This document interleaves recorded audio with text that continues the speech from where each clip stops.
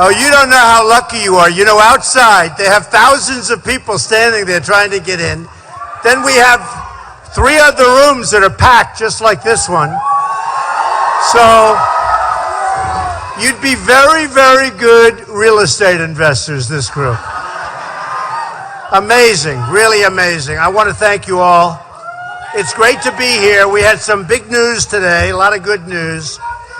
First of all, you know, Hillary was right down the street. She had, listen to this, would you say we have 4,000 people at least tonight? At least. So we have 2 rooms like this full. We have at least, I guess, 2,000 people outside.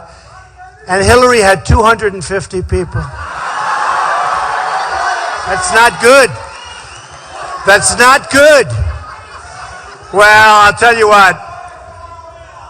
I love the area. I love Massachusetts. I love. Why do they always say that a Republican can't win Massachusetts? I think we can. You know why? I think the Democrats are so sick and tired of watching our country lose that they're going to vote for the Republican if this is the one. I really believe that. And we love New Hampshire. We love it. You know, so about 10 minutes ago, they just gave me some results. You know, somebody says, you really like polls. I said, yeah, I like them because I'm winning. You know, when you're not winning, you don't like them as much. But we're really winning. We're winning everything. Everything. Every state, we're winning everything. We're winning everything. So this just came in. Reuters, 33 for Trump, 33%. Remember what that means. We have 15 people in addition to myself. We have 16. If you get 33, you know, somebody said, I think he's peaked. I think he's peaked. They constantly say it. He's peaked. I hear this every week. You know, we go up, up, up. Oh, and if then we go down 1 point, it's like we're on the Titanic. Oh, it's unbelievable. 3 weeks ago, we went down a point. It was like, oh, it's over. Then we went up 2 points. They don't report that. Then we went up 5 points. So here it just comes out. Look at this. Reuters. Good Reuters, good, right? Professional, good? Oh, Jeremy, I wish you'd tell the truth. CNN.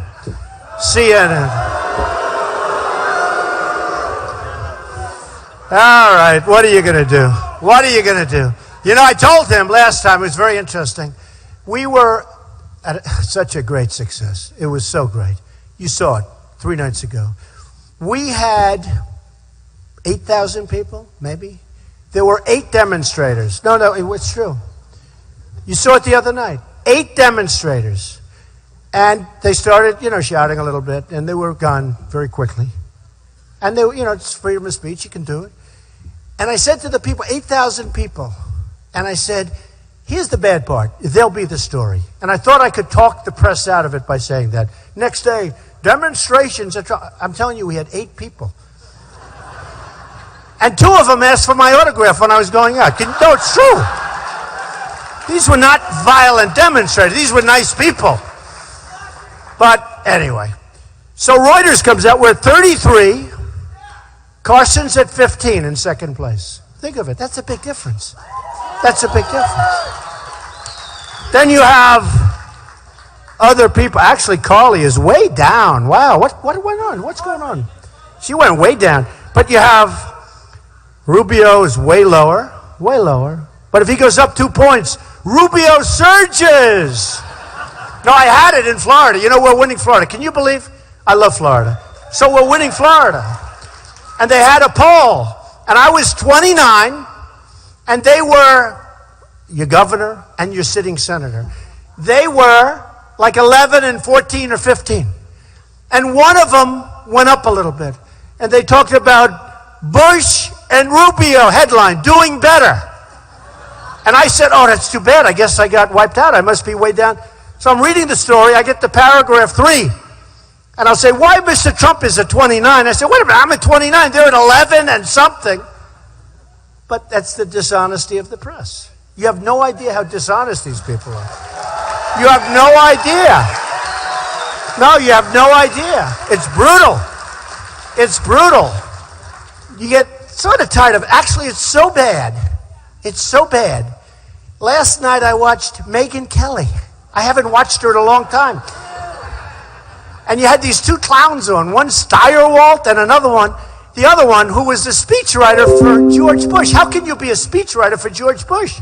I mean, I like George Bush. He's a nice man, but I don't necessarily want to write speeches for him. So he's saying, and he actually said something to the effect that, yeah, Carson's tied or winning on all the, and it's not even close. And you can't do anything except one thing I can do. Actually said that Carson, who's a nice guy, by the way, he's a nice guy. He really is. But they actually said that Carson is tied or winning in all the polls.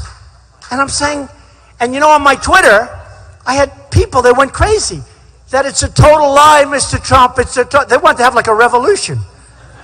And it is a total lie. But they have these two puppets that work for her, and they say these things, and it's incredible. So here's the polls. In New Jersey, now remember, Reuters is national. 33, second place is 15, right? Here's the state of New Jersey. Great place. I love New Jersey. Got some problems, to be honest. It's got some problems. Trump, 32. Second place, 13. Okay? Then I hear that, like, I'm tied. I'm not tied. We're killing everybody. Actually, no, it's true. It's true. It's true. Peggy Noonan has been great. I think she's fantastic. She's a great writer. And that's only because for the last 3 weeks she's written great. But tomorrow she writes a story, which I saw tonight, and she talks about that we're sort of leveled out. And I figured, oh, that's a terrible story for me. Can you imagine being leveled out? It's a bad story. And you know what leveled out means? It means that I haven't gone up as much as the last couple of weeks. But, you know, it's hard to go up when you're at 32, 33, 35. And then inside the story, she said he had a great week with the polls. And I say, how can I say leveled out? Maybe he was a bad guy who wrote the headline. And I said, well, wait, how are we leveled out? Then they talked about Nevada, where I'm up at 38% and win the Hispanics. You believe it? And Peggy, and remember, I like her a lot. I think she's great. And then she said, great week, but the title was not so good. And then, so Nevada, she said, great week. So I'm at 38. Then in South Carolina, I'm at 36, right? And then in Connecticut, which just came out, that's Quinnipiac. Great pollster. I'm at 34 to 14. And she puts these in. And I'm saying, how did I level out? It's the press. And then, and then a Romney person. And you know what? We all like Romney, right? But he should have won. Give me a break. I supported him. I supported McCain. I supported these people. And this time I said, you know what? Do you ever have it like you're with your wife, you're with your husband, and you're really competent, and you're tired of seeing things done wrong, and you just say, you know, this time I'm going to just do it myself. Does that make, you understand that? I mean, we should have won that last election. We should have won. But, you know, he doesn't like me too much. I backed him and everything else. But I was so upset that he lost an election that should have been won. So they have Romney's guy going around, his manager going around. He's selling a book. The guy's incompetent. He's talking about this. Then you have somebody else. You have his pollster or a person does, and he's the one that gave them the idea. He said, I think he's flattened out. And because of that, I end up with a headline, even though they're copying all the other polls. So listen. So you have 33 to 15 national. You got 32 to 13. You got 38 to like 11 in Nevada. But it's sort of amazing, isn't it? But you know what's so important right here? They go over the different categories. How does he win? Now, this one's Nevada, but it was also the same thing, pretty much the same numbers. It was really amazing numbers. Same numbers in South Carolina, done by CNN a couple of days ago. In fact, somebody at CNN called and said, your numbers are unbelievable. And I said, I agree. I can't believe it. So they have who is going to be your first choice, who's going to win for president? Trump, 38%. Pretty good. Then they have one that's slightly important. It's called Who's Going to Be Best for the Economy. Do you agree? That's important. We have to get all these young people, we have to get them working, right? Like him, like her. We got to get them working, right? Got to have jobs when they're ready. So on the economy, listen to this one. Trump is 67. When I say 67, I mean 67%. That's big. How do you have 67% when you have 16 people, right? 67% would be amazing if you had me and somebody else. Do you agree with that? That's called a landslide. There's no such thing. It's true. But how do you have 67%, 67 out of 100? How do you have 67% when you have 16 people running? It's very hard. I mean, you got to be good. In fact, it's great for my ego, I will tell you. It's economy. Remember the expression, it's the economy, stupid? Well, then the election's over. They all say how important. Well, nothing more important. I mean, look, defense is more important to me. Defense is right. And I do great on defense. Wow. Hey, look at that. Speaking of defense, just came out. Foreign policy, 34 Trump. Wow. The next one is 13, 12, and 11. And they're senators. These are senators. They don't show up to vote. They don't show up. They have this horrible attendance record. They drink too much water. It's ridiculous. Then you have, so think of that, 34% on foreign policy. That's a good number considering all these people. Then on ISIS, Trump, who's the best on ISIS? Because I'll tell you what, I'll be great on the economy. I'm going to produce jobs. I'm going to take jobs away from China. And I'm going to take them away from all these places. And we're going to take them. And I get along great with China. And I say it all the time. Their leaders are too smart for our leaders. We do not have smart leaders, folks. And I get along great with Mexico. But you know what Mexico's done to New England? I mean, how many people have lost their jobs with companies that moved down for no reason whatsoever to Mexico? And it's getting worse. Ford is moving there now. Big plant, massive, $2.5 billion plant. Nabisco is leaving Chicago. They're moving. And we don't do anything. A great factory is taken out of Tennessee, and they're going to Mexico. It's supposed to go into Tennessee. It's going to Mexico. I mean, are we stupid? Why are we doing this? What's the purpose of it? We're destroying our country from within. It's true. It's true. So I'm going to be great on jobs. I'm going to be great in the economy. But I think one of the big sleepers is going to be me on foreign policy, me on, frankly, me on the military, and me on the vets. The vets. Because our vets are being treated like third-class citizens, and it's not going to happen. It's not going to happen. It's not ever going to happen with me. We're coming out with a plan very soon. And by the way, just in terms of plan, the vets, as of 1 month ago on Wednesday, had the longest wait in the history of the VA. People are waiting 3, 4, 5 days to see a doctor. And then sometimes the doctor is not even the right one, or he's not there, or he goes away for the weekend. Waiting. Can you imagine if I went into a doctor's office and I had to wait? I would go wild. I'd go wild. But think of it. And sometimes it's as simple as a pill or a small procedure to take care. And without it, you can die. And with it, it's so simple. Like a bacterial infection or something where you can get rid of it right away and people are living their lives with this stuff. They can't think of it. They can't get in. This is what's happening.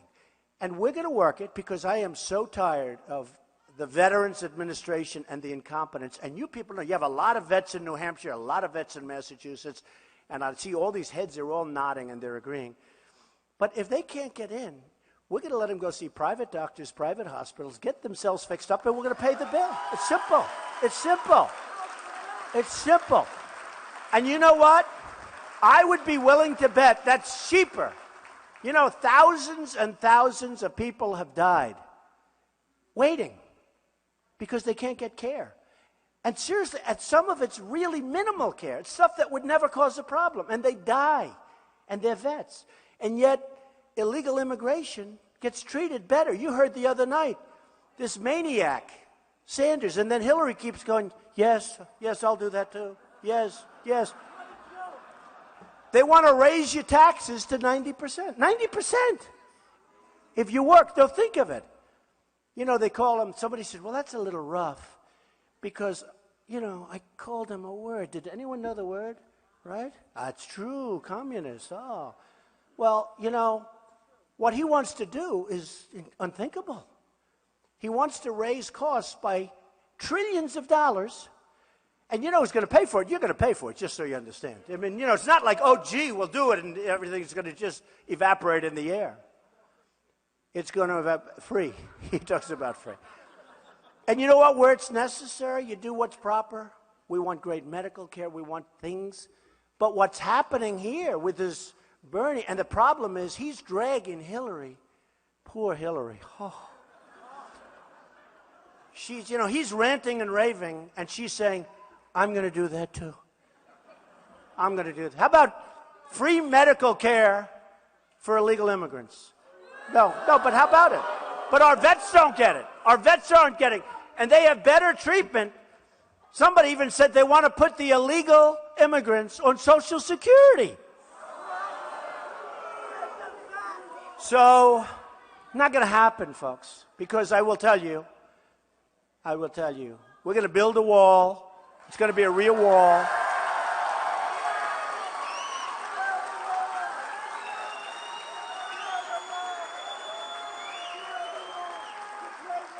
We're going to build a wall.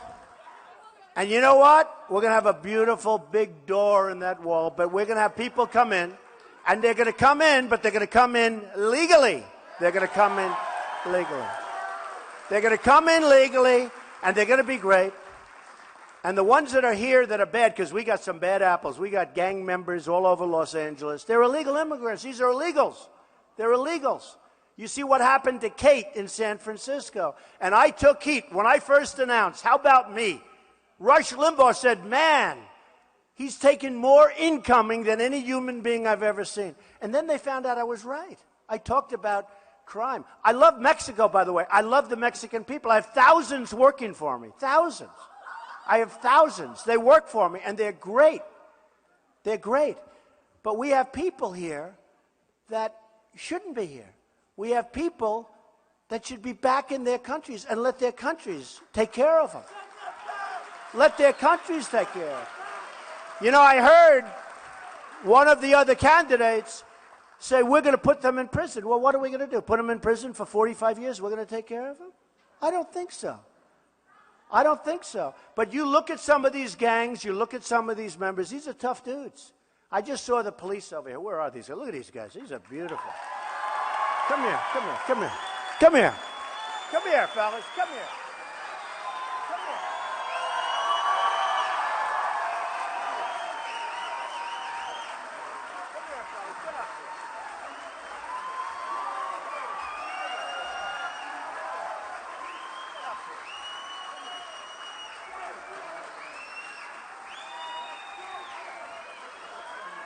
Nobody's going to mess with these guys, that I can tell you. Nobody. Nobody. But the big thing is we have to let them do their job. They do an unbelievable job. We have to let them do, but nobody's messing. All right, get the hell out of here, fellas.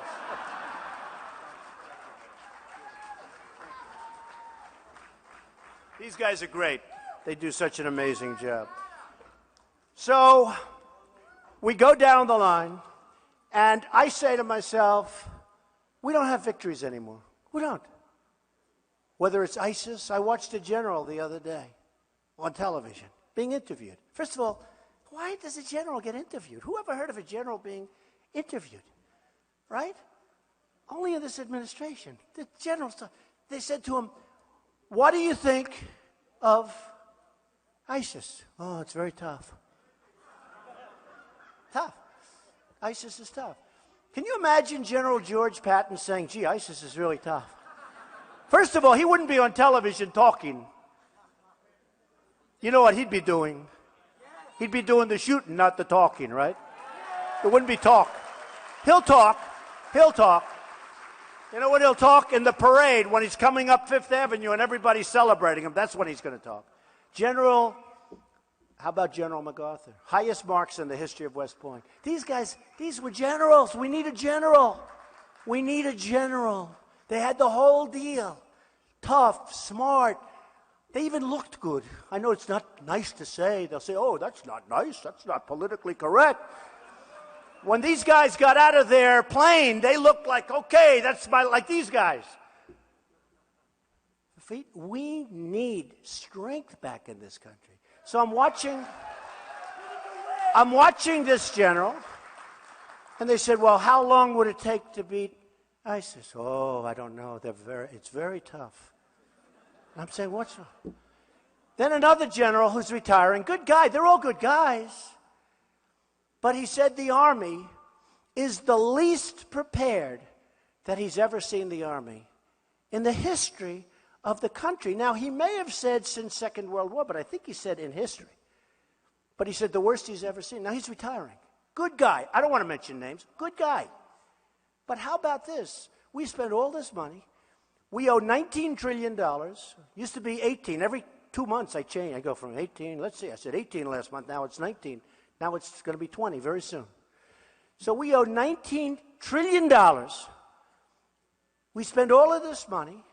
We're getting ripped off by China, by Japan, the cars they pour in, by everybody. We get ripped off by every country.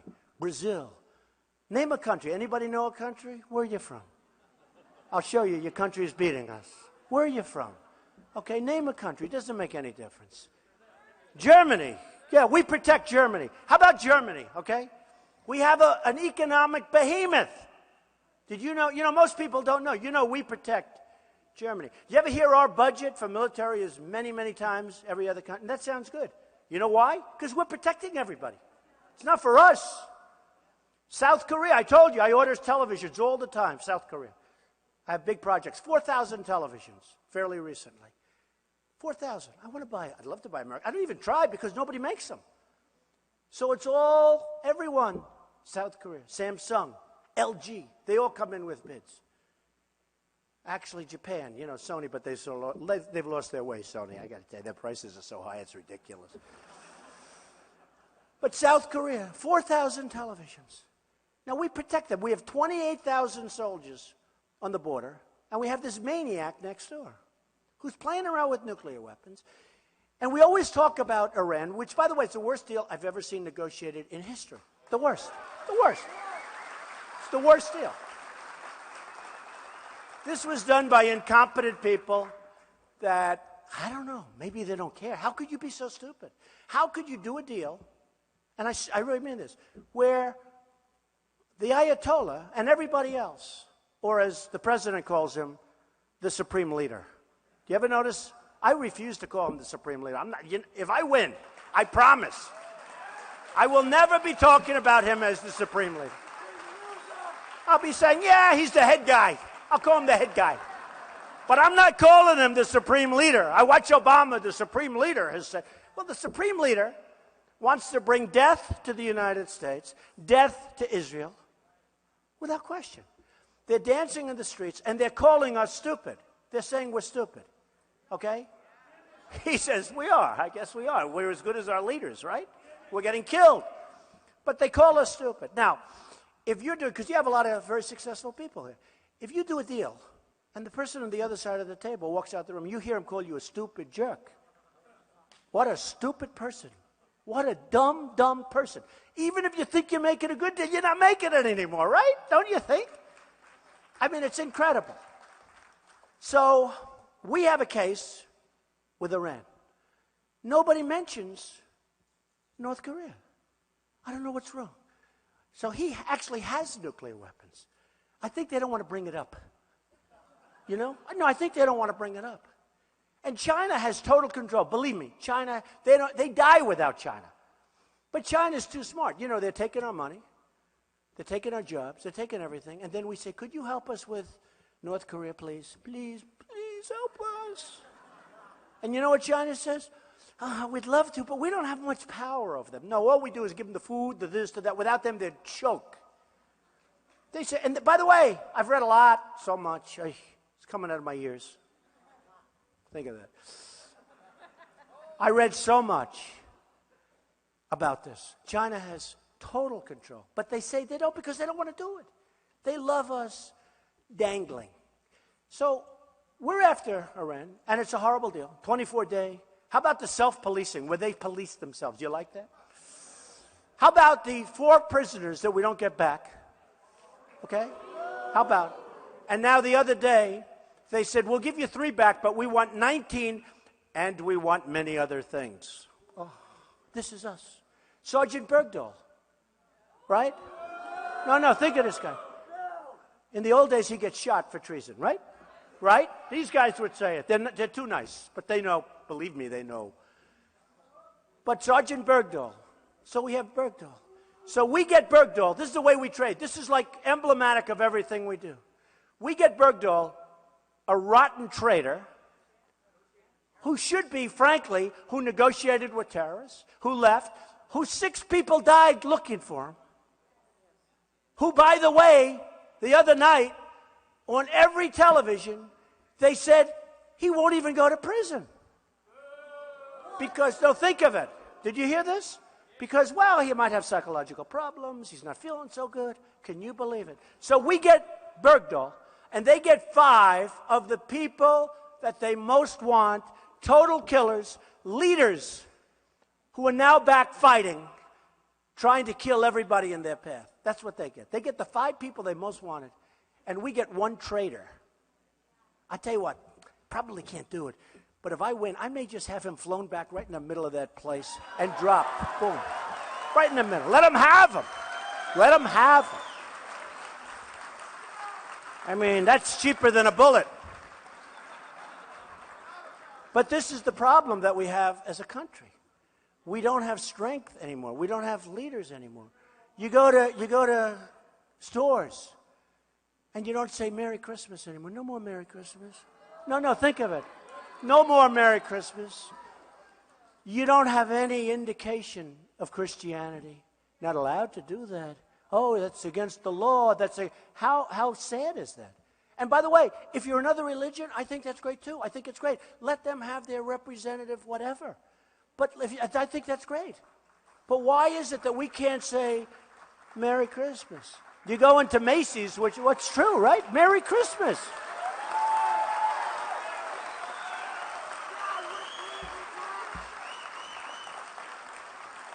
So sad.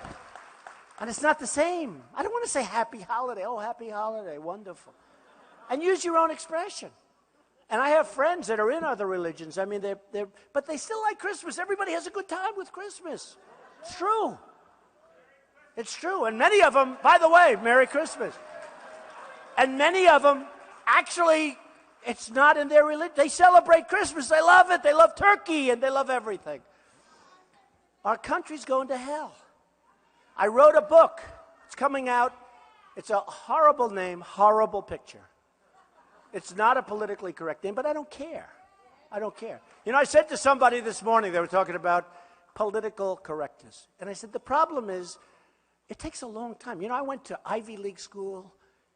I went to, I'm smart. My uncle was up here. You know, my uncle was a professor at MIT. Does anyone know that? Huh? Dr. John Trump. He was a professor in engineering and a really smart guy. Dr. John Trump. I mean, it's okay to say Secretariat had fast horses, although Secretariat didn't actually do as well as we thought with that. But you know what I mean. But smart people.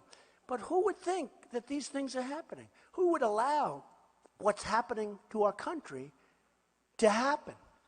And we're going to stop it. So I have this book, and it's called Crippled America, because that's what it is. It's crippled America. We got 100 million people that are in the workforce. They can't get jobs. And if they get jobs, they're working part-time jobs because Obamacare forces it and other reasons. And the country's doing lousy. Okay? And then you hear 5.2%, 5.3% unemployment. It's a total politician statistic because they don't want to say that they're at 22 or 23%. I had one professor, one man, 2 weeks ago, he said we're at 42%. Now, if you take the 100 million and you start there, I guess you're around the 40s. But I don't even want to say that. Let's say we're at 20%. But we are in trouble. And we don't know it, and we don't want to say it. So when they say 5.3% unemployment, that's politically correct. Everybody, oh, we're doing great. Then you go see your neighbor. Nobody can get a job. The kids, these beautiful kids that I see in the front, they go to high school, they go to college, they borrow money, and they come out, they can't get a job. They were good students, good schools. They can't get a job. And then you hear all about how well we're doing. We're doing terribly. But we're going to straighten it out. We're going to make it so good. We're going to make it so good. So the book comes out on November 3rd, and basically it talks about the problems and how to fix them. Because ultimately we want to fix them. I don't want to talk about it. I don't want to be a critic. You know, these critics, they talk about problems. That's it. We're going to talk about how to fix them. And it was interesting. It's Simon & Schuster, big company, great company. They came to me a few weeks ago. They said, we think it would be great. And a lot of people are after me. I did 60 Minutes, right? Was it good? Did you see it? And now I'm doing Saturday Night Live. That'll be great. That'll be great. And I'm doing a book, and I'm running for president, and I'm running a company. Other than that, I'm not that busy, actually. It's true. I'm thinking about it. Friends of mine say, boy, you're doing a lot. Well, I have children and executives that do a great job. The company I built up is a great company, and I have very, very good executives and great children. They're doing a good job. But the book, Crippled America, so Simon & Schuster sends this world-class photographer, comes into my office. He takes these pictures that are so beautiful. I'm smiling. I never looked better. It was so good. I'm so happy. But there was one picture that was horrendous, horrible, angry, mean, like I'm really angry.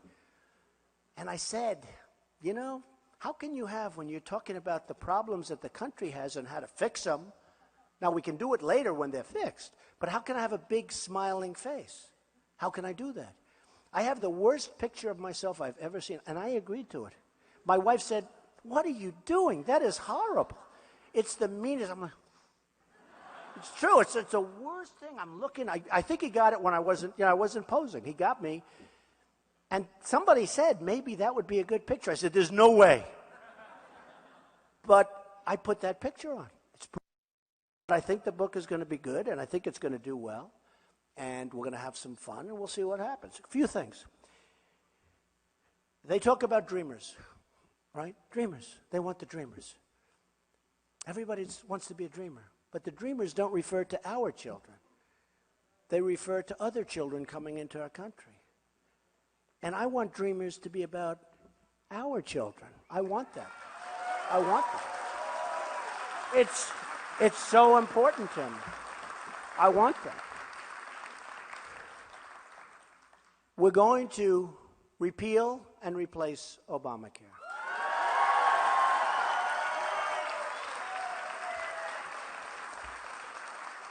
We are going to come up with a plan that's so good. Now, a lot of you are getting absolutely killed with Obamacare. Your premiums are up 45, 50, 55%. It's turning out to be a disaster. You see where it's getting smaller? People are opting out.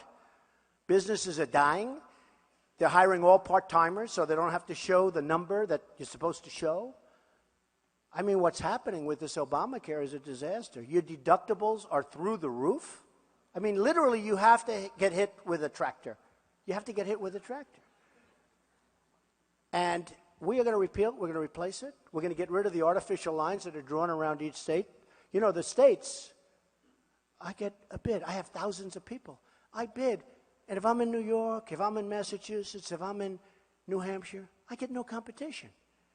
Because the insurance companies, what you don't know is the insurance companies have really taken good care of Obama and the administration. They are making a fortune off Obamacare, a fortune. They've never done better. They've never done better. And you see, what they've done is they've drawn lines. We should have lines so strong at the border. Okay, believe me. Believe me. They've drawn lines around the states so you don't get competition. Now, if you're the head of an insurance company, I'd rather have all of Massachusetts or all of New Hampshire or all of New York to myself than have the whole United States where I'm bidding against all these other companies. Right? And that's what's happened. And it's a disaster. And what we're going to do is we are going to have an unbelievable plan that's going to, where you actually can have your doctor. How many times can a person lie about something?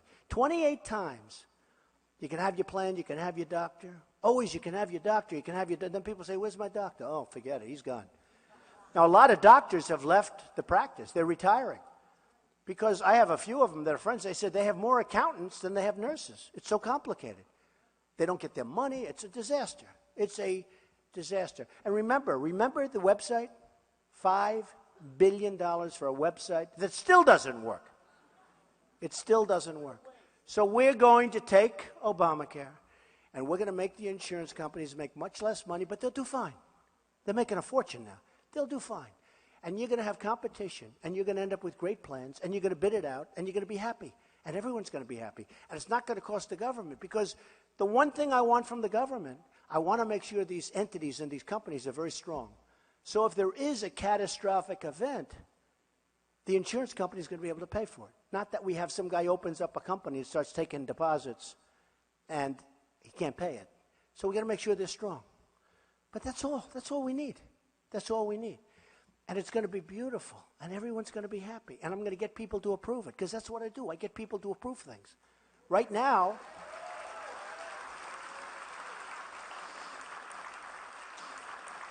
you don't have that. You have a president that cannot get people to approve anything, so he keeps signing executive orders. He signs executive orders on the border. Come on in, folks. Come on in. As many as you want. People, thousands. You know, our Border Patrol people, I was there a few weeks ago. And our Border Patrol people are great people, but they're told, stand down. Somebody walks in front, stand down. People are walking like incredible. The anchor babies. I always heard, oh, if you're born in the country.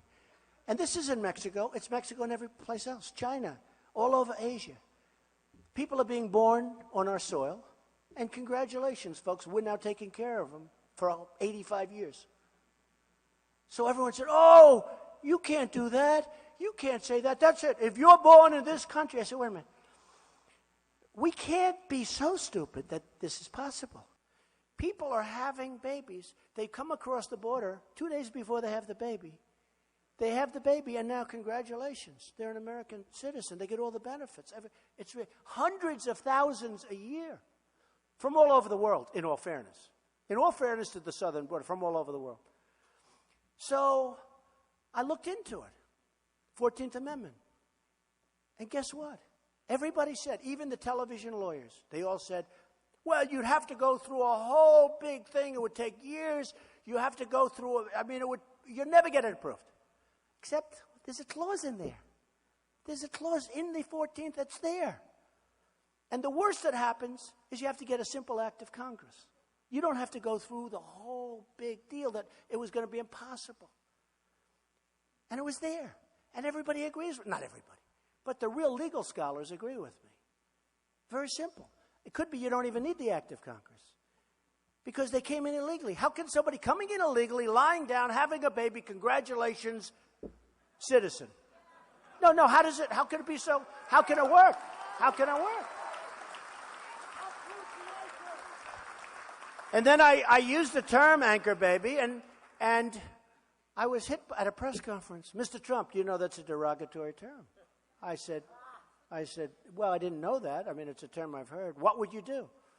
Well, just terrible term, Mr. Trump. Oh, good. Give me the term. Did you hear this? I mean, this was all over the world. It's the terrible term, Mr. Trump. Oh, good. Give me the term. Did you hear this? I mean, this was all over the world. It's the baby of an undocumented immigrant who happened to come into the country and sit down and have a baby. After the seventh word, I said, no, that doesn't work. I'm sorry. I mean, it was amazing. It was all over the world. This reporter was saying, the baby of an undocumented. It went on and on and on. Okay. But it doesn't work. I mean, it doesn't work. It's not working for our country, but it doesn't say that. It doesn't say that. Hundreds of thousands of people a year. And I have the biggest heart. I do have a huge heart, believe me, but we have to start thinking about ourselves. We have to start thinking about our country.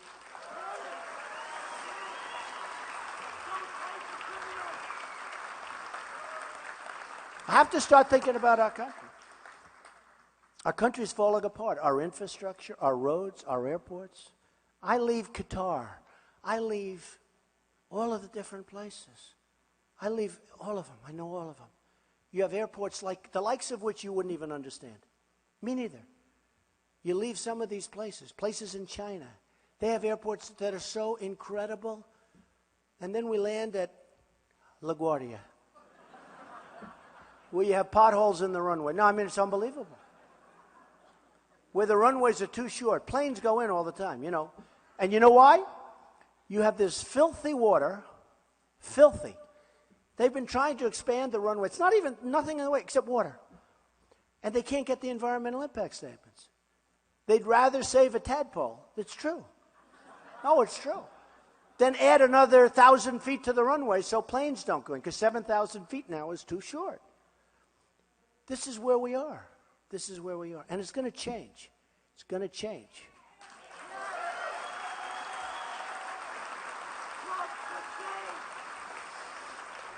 A friend of mine is an excavator. And I tell this story because that's the way it is. And he's very depressed. I said, why? Big excavator, big foundations all over the place. And he buys a lot of equipment. And he comes to me a couple of months ago. I've told the story, but it just is very emblematic. And he said, you know, Donald, I'm really disappointed because I always bought Caterpillar equipment, cats. But this time I bought Komatsu. Now, I know Komatsu. It's fine. It's not as good, by the way. It's not as good, but it's fine. So I've always bought Caterpillars. I bought Komatsu. And he buys big orders. He's a very big contractor. And he said, I hated to do it. But they've so manipulated their currency, and they gave me such an unbelievable deal that I had to buy Komatsu as opposed to Caterpillar. And you see what's happening with Caterpillar. And you see what's going on. And he felt very badly. But he said, I owed it to my family. I owed it to my employees. I owed it to myself and the company to make a great deal. He said, they can't compete. And it's because of what they do with their currency. You know, Japan has a very strong leader now, Abe. And we have representatives, Carolyn Kennedy, okay? It's a very nice, oh, we're in Massachusetts. And you know that story. I tell that story. She wanted a job. She went to the White House. She said, I'd love to work for the administration. A couple of years ago. They said, oh, what would you like to do? I don't know. They said, would you like to be the ambassador to Japan? This was on 60 Minutes. Did everyone like my performance on 60 Minutes? Amazing. It was great. You know who? Okay. And who was I on with? My stablemate, Putin. Trump and Putin. Oh, did I take heat? But he's fine. I'll bet I could get along with him great. I'll bet you wouldn't have these problems. I'll bet you I would get along with. A lot of people say, oh, Trump said he'd get along. Wouldn't that be better than what we're doing now? Wouldn't that be better? And honestly, if he wants to bomb the hell out of ISIS, I'm okay with it. It's not going to bother me too much. It really won't. It really won't. Instead of us being in another quagmire for the next 25 years. But it was interesting. So Carolyn Kennedy, they said, would you like to be ambassador to Japan? She goes, really? You have to see it. If you check 60 Minutes, this is what I'm saying. And she's a very nice person, I think. My daughter likes her, Ivanka, so I like anybody that Ivanka likes, I like. Okay? It's one of those things. But she said, really? Now I see her wheeling and dealing, meaning she's being feted. She's being all over there, whining and dining her. And, you know, I mean, they are just ripping us. I want a Wall Street guy who's so vicious and so smart and so cunning. So cunning.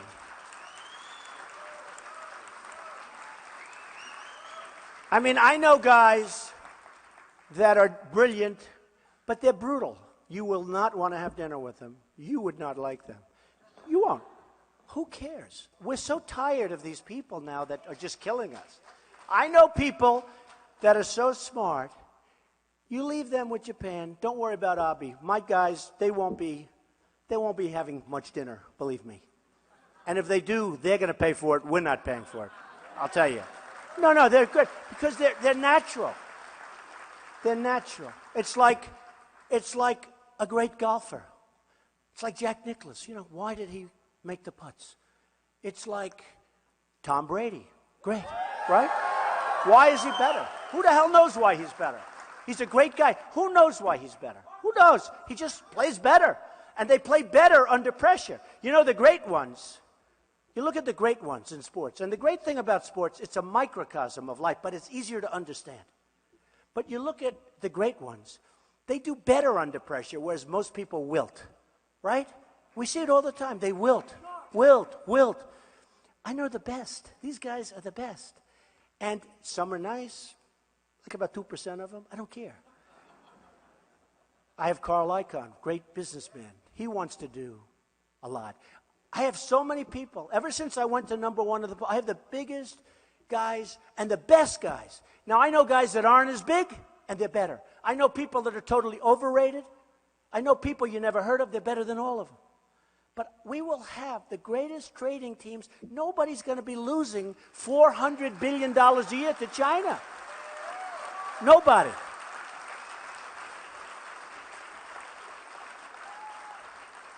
Nobody's going to be losing. We're going to have victories. And we're going to be liked. I've made great deals with China. I own the Bank of America building. Big chunk of it in San Francisco. Great building. Got it from China. I beat them. I mean, I just did a great deal. And China was essentially on the other side. A little complicated because you went through 15 different routes. Complicated stuff. 1290 Avenue of the Americas, one of the biggest buildings in New York, biggest floor plates. And China. So many things I got from China. I have tenants in my building. The biggest bank in the world is from China. They're a tenant. So much. China's great, but they don't respect us. I go to dinner with the richest people in China. I mean, people that pay me a fortune for apartments, and they're friends of mine. They're great people. They say that they cannot believe what China is getting away with in this country. They tell me that. Now, that was before I announced I'm running. Now they say, I was only kidding. It's true. It's really true. But they can't believe it. So, if I win, we will go. I know. That always is.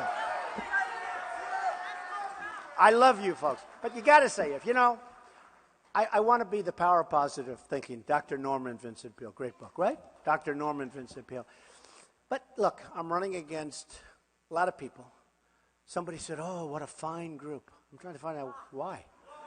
Why? Where? Who? Bobby Jindal? I mean, you look at, that's Alfred E. Newman. Do you ever hear of Alfred E. Newman? Mad Magazine, Bobby Jindal. I swear, he looks just like him. It's true. Think about that, right? Isn't that true? The guy's got 0. Pataki. He couldn't be elected dog catcher. He's got 0. Lindsey Graham comes after me. He was a nice guy, then he comes after me. A month ago, goes from 5 to 0. So far, everybody that's come after me has gone down, right? Isn't that amazing? It's amazing. No. I mean, Lindsey Graham, I'm at 38, I think, in South Carolina. He's at 3. He's a senator. His career's over. I really believe it's over. But why do they keep going? Think of it. They have no chance. They have 0. They have 1. They have 2. Why do they keep going? There's something I don't understand. If I was one of them, I would crawl quietly out. I'd probably tweet, I've decided to get out of the race. I wouldn't have a news conference. No, it's true. I'd tweet, I've decided I'm going to get out of the race. And then I'd sneak out to some place with my wife and I'd just go away.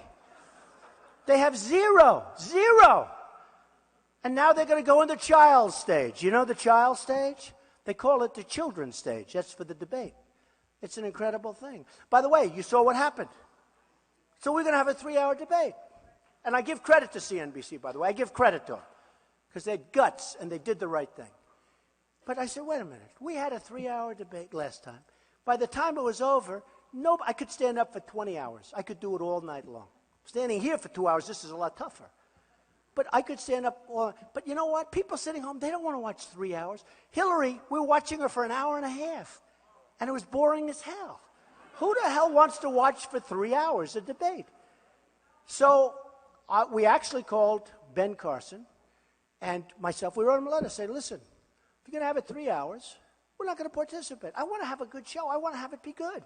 It's not about me. And I'm speaking for everybody, but they have no power because they have no polling, right? I'm representing the politicians. Can you believe it? And we won. Everyone said, you can't do that. You can't dictate. No, we won. Because you know what? It made sense to CNBC. And they're right. It'll do better. It'll be much better. But, you know, before I got involved, those debates used to do no business. Nobody cared about them. I'm not bragging. Yeah, I am. Why not? Sure.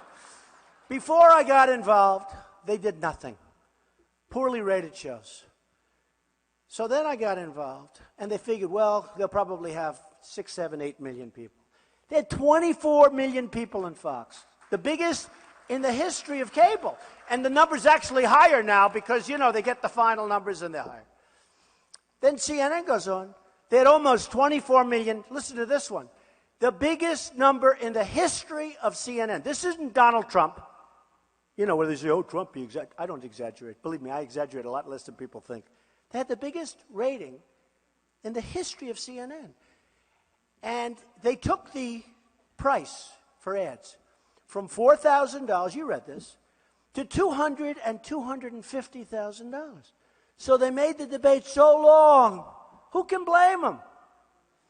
But I give a lot of credit to CNBC. They said we have to do the right thing. And 2 hours is the right number. I mean, it's long. It used to be 1 hour. You know, when it started, it would be 1 hour. And they're going to do great. Everybody's happy. So that came out just a little while ago, so we're happy about that. Yeah, you know.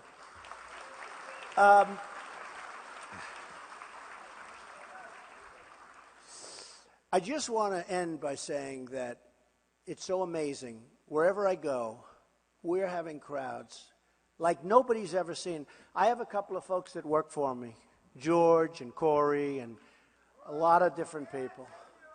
And they've been doing this for a long time, many years. And I was asking him tonight, have you ever seen anything like this? I mean, you know, George has been doing, how long, George? 25 years, right? Get up here, George. Get up here. Get up here. Corey, get up here, Corey. Get up here, Corey. These guys, they've been doing it for a long time. And I asked them the other day, because we had another one where you had 8,000 people. They couldn't get them in. Same thing all over. They go around with closed-circuit televisions because we have rooms. We have 2 other rooms going tonight and outside. Tell them, have you ever seen anything like this? And you better Never. say the right thing. Unbelievable. If he says the right thing, George, you're fired. Get out of here. No, but he said before, he said, I've been doing this for a long time. I've never seen anything like it. And what we have is we have a movement. This isn't like a normal situation. I mean, honestly, Hillary down the road, and I said, you got to make sure. You got to make sure. Find out, what did the papers write? She just left. She had 250, right? I told you, 250 people. We have thousands. When I'm finished here, I'm going to 2 other rooms, and then I'm going outside. I'll never get out of here. No, it's true. It's true. And it's 2 other rooms this size. They're pretty big rooms. I actually said to my people, do you think you could find one really big room, please? But they can't. There is no place like that around here. So, yeah, we'll go to Gillette. We'll call Bob Kraft. Let's call Bob Kraft. Let's call. Good guy. And our coach. So you have Brady, you have Belichick, and you have Kraft. All good guys. Good guys. That's a good idea. Let's get Gillette. That's right. I would bet you we'd fill it. I would. You know, Mark Cuban called me. He owns the Dallas Mavericks. He said, you want to use our stadium, our big arena. This was on Thursday. I said, when? Monday. 4 days. I said, Mark, how many does it hold? Like 20,000. I said, how are we going to fill it? He said, I think you'll do it, actually. So I said, all right, so it's maybe going to be embarrassing. You know, having 1,000 people in a 20,000-seat arena is not good. You can imagine what the press, what these guys would do to me if that happened. So I took a chance. The first day we sold 16,000. The second day it was gone. The fourth day we went there and we had an unbelievable, we had 20,000 people. We had 35,000 people in Alabama, Mobile, Alabama, great people. We had in Oklahoma 2 weeks ago, we had 20,000 people in a park. And it was windy, so I wore a hat. But it is my hat, you know. We know. It's very windy. I wore that red hat. But in Oklahoma, we had 20,000, and I think it was actually more than that, but we had 20,000 people. Up in New Hampshire, we're getting 4, 5, 6,000 people. They've never had, I mean, nobody's seen anything like it. And what I say, in Iowa, the crowds, the biggest crowds they've ever seen in Iowa. And it's true, and we're not even that close. You know, a lot of times when you get closer to the election, what's going to happen when we get closer? But the biggest, most beautiful crowds, and what I'm saying and what I tell people is that, and people that work, that are professionals that do this for a living, you know, they're usually working, in all fairness, they're usually working for people that they go to a place and they have like 4 people show up at 25 or 80. But we have thousands. And this is a movement. This isn't just like, oh, let's go out. And you look at the enthusiasm and the spirit and the love in these rooms. And I told this story the other night. A friend of mine is a very rich guy, but he's not a public speaker. And he said to me, how do you do that? I said, honestly, when you go before some of these crowds, there is so much love and enthusiasm in the room. It's not even hard. It really isn't. I love doing it. And he said, how do you do that? But it's true. And what we have is we have a movement. This is not like a normal situation. People are tired. They're sick and tired of being thrown around, of being mistreated by politicians who are controlled, by the way, totally controlled by their donors, by their special interests. You know, I gave, it's been amazing. I've spent much, you know, I'm way under budget on this campaign. How can I spend money? It's all Trump all the time on television. Can you imagine? It's all Trump, and then I take commercials, right? So I thought we'd be at about 20 million by now. I haven't spent anything. And I don't take any contributions other than if people call in. You know, I think we had 75,000 contributions of 50, and by the way, you don't have to bother, but people are sending in money, and it's hard. They send them in to me. And we got, you know, money, not you, it's a lot of people. 80,000, almost 80,000 people sent in. Women sent in $7.50, $25, $50, $200, all little contributions. And that's all I take. And the only reason I take it is you can't really send it back for 2 reasons. Number one, can you imagine the bureaucracy? It would cost you more money to send it back than just to put it in a bank. Second of all, if a woman sends in $19 with a 3-page letter, there's no way you can send it back because she will be insulted. Believe me. There is no letter you can draw. She will be so insulted, she'd lose her heart. These are real people. These are great people. And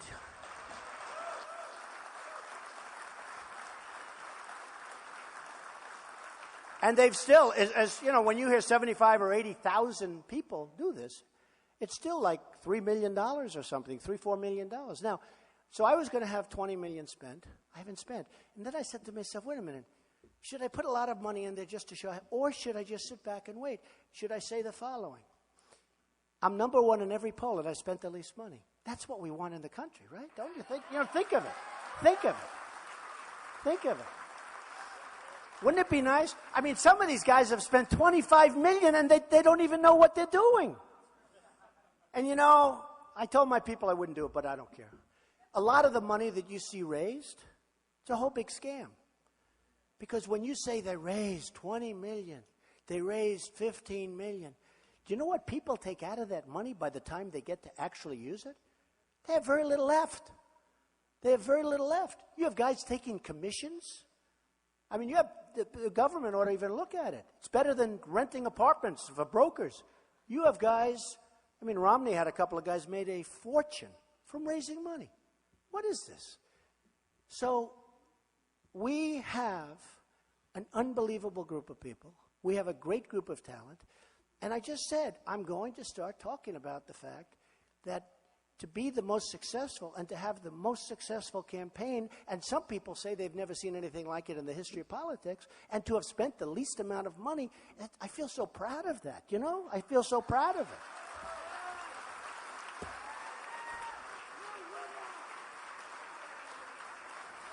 I actually said the other day, I said, you know what I think I'm going to do? I'm going to put some millions in, just so it sits there, so they say, oh, well, he's put... And then I said, well, wait a minute, we have that. Or we can say, look how little we're spending and we're winning. Is that even, to me, that's better. Because that's what I'd like for our country. I'd like to spend little and be number 1, instead of being a jerk and spending a fortune and be number 1, or number 10. Right? I mean, you know. Now, with that being said, I'll be spending a lot of money and all that, but you know, I thought it was so cool. I thought it was so cool. I thought it was so amazing. So, look at everybody in the room, because something great is happening. Something incredible and something beautiful is happening. Things are going on. Massachusetts, you're going to have people voting for me that never voted for a Republican before. Because I don't care about labels. I don't care. They want to see our policemen. They want to see our police treated with great respect. They want to see our military built up and made so strong that nobody's ever going to mess with us, ever, ever, ever. Ever. They want to see our veterans taken care of. They want to see Obamacare killed. They want to see us have a border so we have a country. So, we have what used to be called the silent majority. I don't call it that. I call it a very noisy majority because these people are angry and they're disgusted. I can only tell you this. The American dream will not be dead. I say all the time, the American dream is dead, but I'm going to make it bigger and better and stronger than ever before. I say it all the time. We're going to make it great again. We're going to make it great again. And we're going to go through the primary. I think we're going to do great in Iowa. I think we're going to do fantastic in New Hampshire, in South Carolina, in Nevada, where we're doing phenomenally. The SEC, it's like a football game. And it's the same thing. I mean, you got to win. And we got to win because I don't care for myself, and people don't understand this. I only care for the end game. The end game. Because I have a wonderful life. People say he'll never do it. Why would he do that? Why would he do it? It's hard. It's work. I could be home. I could be relaxed. I mean, it's hard. But I know for a fact, I've been very successful. I know how to do things. I know how to make money. We have to make our country rich again. Because we can't be great if we're not rich. We have to bring back the money, bring back the jobs, bring back all of the things that we used to have. People that don't know what they're doing, incompetent people, have let it get away for years. We're going to bring it back. We're going to bring it back faster than people thought. Much faster than people thought. It's not going to take so long.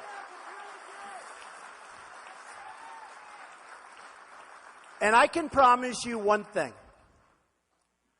If I win, thank you. But if I win, still got a lot of people out. We got to beat them. And I'm used to winning. I win. That's what I do is win.